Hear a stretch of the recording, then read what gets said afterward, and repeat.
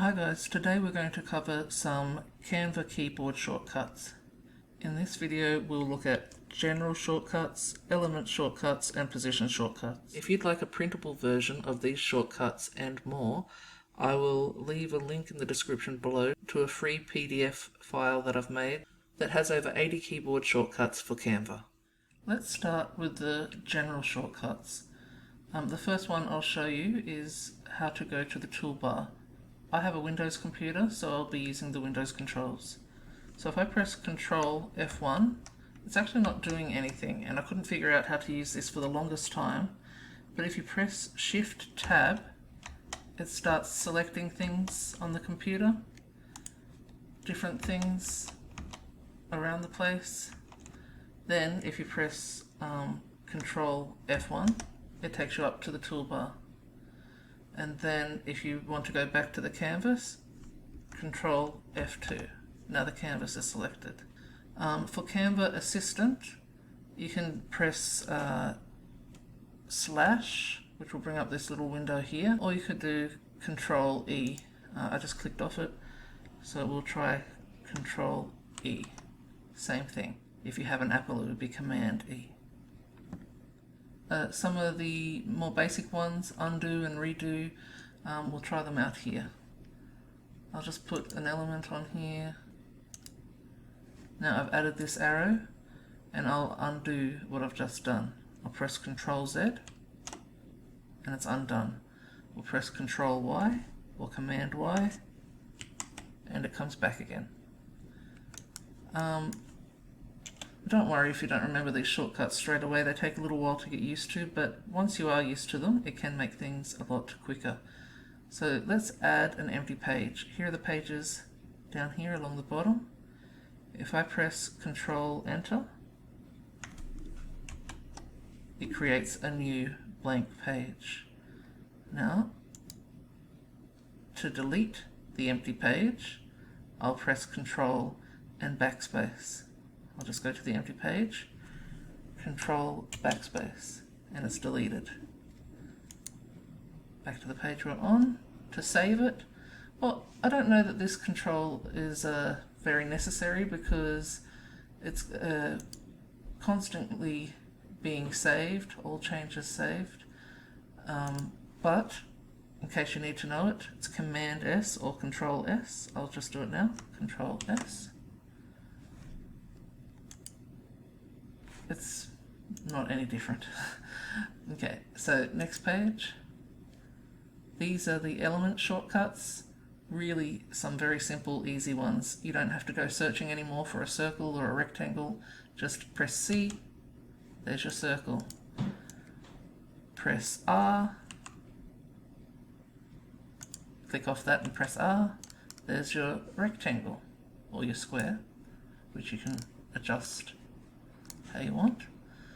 To add a line, just press L. Oops, we better click off the rectangle first, click L.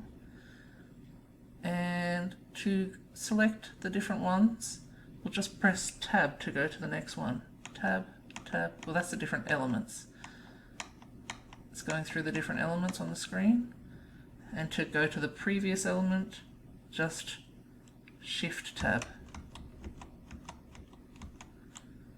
To select all, we'll do Command A or Control A, and now everything on the page is selected. This is a very handy shortcut to know. All of these are very helpful. Now I'm just going to copy these for our next slide. Copy. In this side we're going to group things together and ungroup them. So here's our things that we copied from the other page. Currently I can move them around all together because I selected them all together, but they're not grouped together. I can change them individually. If I want them to stay together, I can group them by going Control G. Oops, I've accidentally grouped it with this down here. So I'm just going to do that. Oops.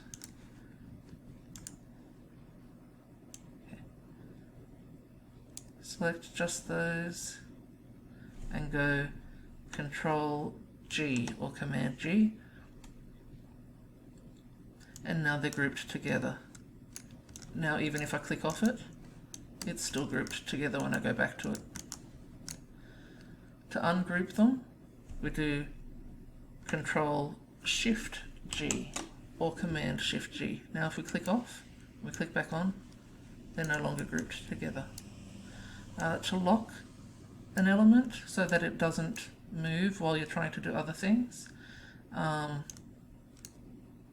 or it doesn't get selected while you're trying to do other things, you can press Alt Shift L or Alt Shift L.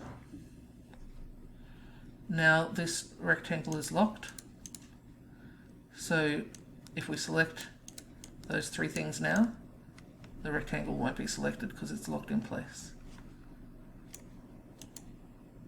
Okay, so to delete the selected, it's just a matter of pressing delete or backspace. That's still locked, so we have to unlock it, which is just a matter of pressing Alt Shift L again. Click on it, Alt Shift L. Now it's unlocked, and we'll delete that.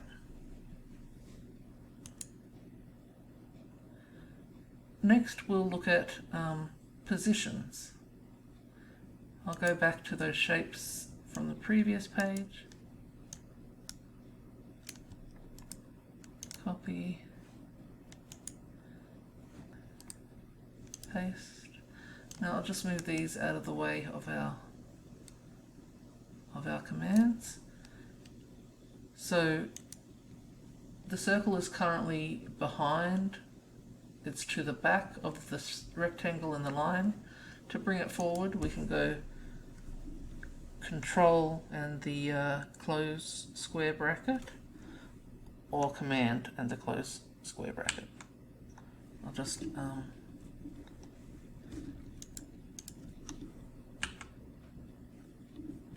it's currently in front of the rectangle, but it's still behind this line. Now that the rectangle's at the back, I'll show you how to bring it all the way to the front. So Alt, Control, and the closing square bracket. Alt, Control, closing square bracket. Now it's all the way to the front.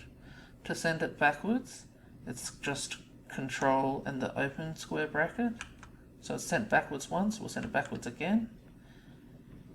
So now the line is in front of everything. We'll send it all the way to the back by pressing Alt, Control, and the open square bracket. Now the line is all the way to the back.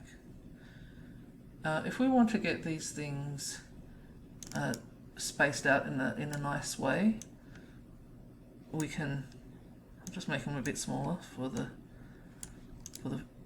make it easier.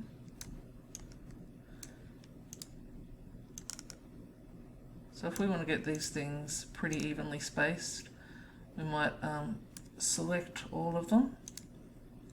I'll make them a bit over the place first.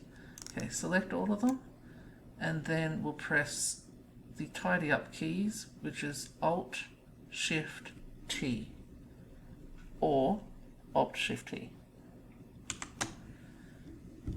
And now they're nice and neat, evenly spaced, horizontally and vertically. And that's it for today's video. I hope you found that helpful.